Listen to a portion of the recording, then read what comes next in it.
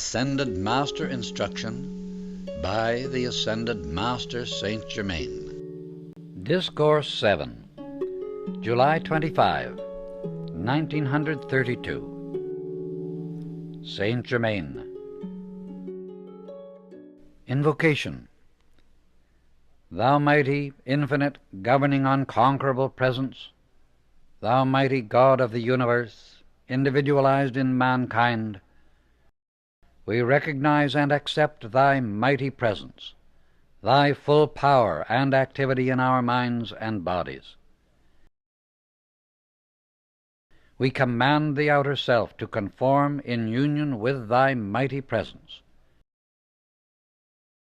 We command all outer activity to be silent and obey Thy mighty behest. We give praise and thanks that Thou art the only intelligence ever acting, and that Thy mighty energy pours through these outer cells, so that they are always self-sustained, that Thou art the magic presence, causing miracles to manifest and be sustained each day. We give praise and thanks that this is ever so, eternally. The Discourse. My love and the love of the Ascended Host flood your being with joy, peace, confidence, and perfect operation in all things. I am deeply grateful for your lovely cooperation. The seeming mysteries of life are so simple and so easily applied, once the true foundation is established in the consciousness. I assure you, no one can proceed far on the pathway until there is a definite anchorage in the consciousness. There must be no uncertainty. The dweller on the threshold. The simple, entire truth of the situation is that the dweller on the threshold is an accumulation of the misdirected energy of the solar force, which is God's energy.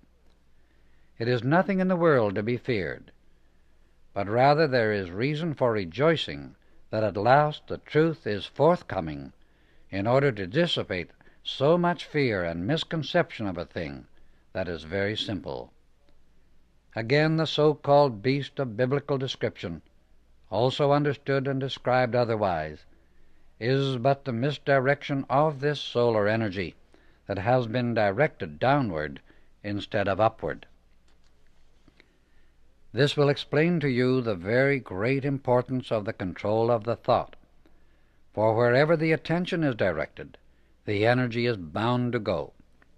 Therefore, if you permit the thought or consciousness of anger, resentment, jealousy, or the dissipation of the energy through the thought of sex, you are but turning that mighty current downward. Free will.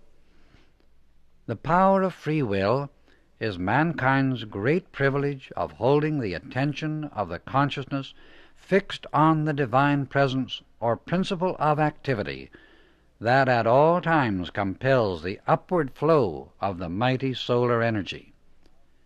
This shows you how simple the process is. At the same time, the necessity of consciously keeping that energy flowing upward. Therefore, the moment any thought enters the mind that is not in harmony with that idea, take the same attitude you would to a disobedient child who is too young to understand the laws, and say, I am master of my own thought. I am master, and I direct the energy where I wish it to go. Anyone who will do this will find that it will give them easy command and regulation of this energy in a very short time. For the home, no matter what the seeming provocation is, shut out resentment, criticism, condemnation, or anything else that is not in harmony with that law. Remember this forever. You never deal with persons. The truth is that you are always dealing with a force which you must control before you go much farther. Without this control, you cannot go beyond a certain point, because in an unguarded moment you would loose forces that would impair your further progress in this embodiment.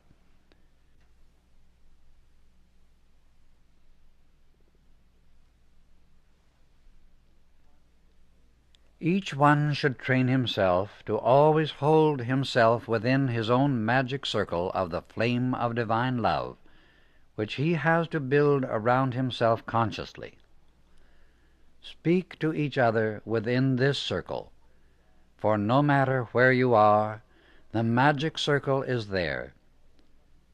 Whenever anyone fixes the attention on that mighty presence of God, he is making a magic circle, wherein are performed mighty seeming miracles.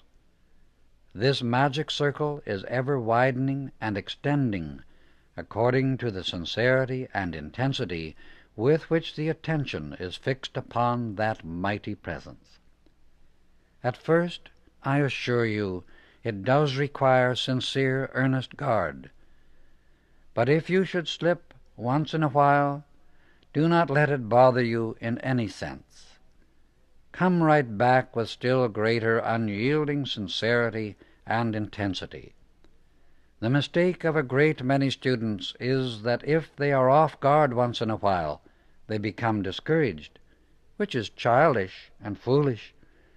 It is of very great value in disciplining ourselves to always remember that every time something occurs which would make us desire to strike back, physically or in speech or thought, or cause us to do it, to take this attitude. This is but a force to be handled, and these personalities are but an opportunity for me to learn how to control this energy. This takes away the resistance that starts the activity of the discord which seeks to intrude. As you keep up the conscious guard, you will be surprised how the magic circle around you will expand until everyone who contacts you will love and worship you. Such is the magic power of love and harmony. Some of these things may seem simple, but unifying them is the one great law. As you begin to think of the magic circle, you begin to see and feel it around you, and the more you do this, the more rapidly it builds and expands. Negative old habits. The strange thing is that from old habit people allow the attention to enter into the negative conditions, and the first thing they know they are in trouble. In such conditions the conscious demand should be, "Here, thou outer activity, be silent before the God in me." The only activity to be concerned with is the governing and qualifying of the energy in the outer activity. When you do anything for the protection of another, there must be some permanent uplift directed to the individual, or it is not permissible for you to do it. Without this, it is a useless direction of energy, and then we do not have the right to use the energy even for the protection. The return of the energy to our own magnificent flame of Almighty God is much more rapid than the downward direction of it, and the ratio is about 10 to 1. The intelligent beings of the four elements. Mortals little realize how the intelligent beings of the four elements are used for their benefit. Indeed, most individuals and many students are inclined to deny their very existence. Everything that is visible to the outer senses is but a passing picture of the outer creation. Back of the outer creation and within this great God energy is the mighty reality, which is always visible to the inner sight. If students should say to this mighty presence, "God, let me see with thine eyes my inner sight," and follow this by, "I give thanks I do see, now and forever," this would many times enable the individual to quickly enter into the inner sight, depending on his or her own inner attunement. there has not been and will not be anything given in this instruction but that which will produce absolutely definite results if applied with an unwavering consciousness. When students reach a point where they can be used, it is said that, "Except ye become as little children, ye shall not enter into the kingdom of heaven." Sometimes we feel as joyous as little children when we see one reaching out to the light who can be attuned and used. When individuals reach to the light with great longing and intensity of desire, it isn't a drop in the bucket compared to the Ascended Master's desire for students to be able to receive so they can be used. We need the student so much who is attuned so he or she can be used. There is so much need for students who can be consciously used in any way by the Great Ones.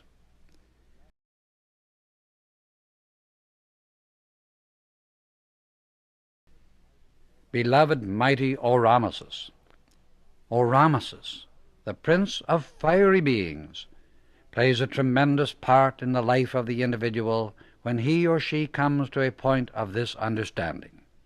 He is a prince of the salamanders who has become immortalized. You will be amazed and almost dumbfounded when you learn what actually takes place. In the first place, there must be the connection between the fire element and the mortals, because the fire element does not become immortalized except by contact with the mortal. Creation by the Ascended Masters. On the higher or spiritual planes of activity, all creation takes place by thought. The thought draws to itself the universal substance, producing any desired form according to the quality of the desire or thought. The ascended host, in projecting into form the invisible substance, do qualify it with whatever quality they wish to use. If it is to resemble the quality of a jewel, they may produce it in a table. This table can be like one jewel or have a combination of the elements of one or all jewels. However, they do not project things for a bargain counter. The quality of the tables would be in harmony with what the people were accustomed to. When the attention is once given an impulse, it draws from the outer that which is nearest reality. The sex activity. The outer sex activity is a perverted interpretation of an original perfection and purity.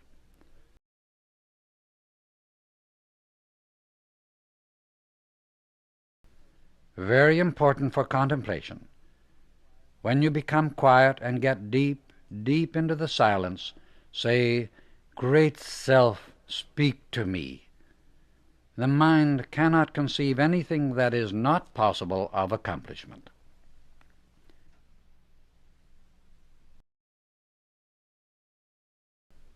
Benediction. Mighty, radiant, evolving presence of this center of divine radiation, draw thy magic circle about this home and all its activities. Pour forth thy radiant love, light, and activity, drawing into its youth abundance of thy wealth, and give peace, joy, harmony, and perfection through its use and ministrations. Hold each one within his own individual magic circle as he moves in the outer world, giving forth thy mighty, everlasting, self-sustaining strength, courage, and consciousness of thy directing presence. Let each one feel himself a mighty magnet, drawing an abundance of wealth for everything he needs, wishes, and desires. And know that the outpouring is flowing in its greatest abundance.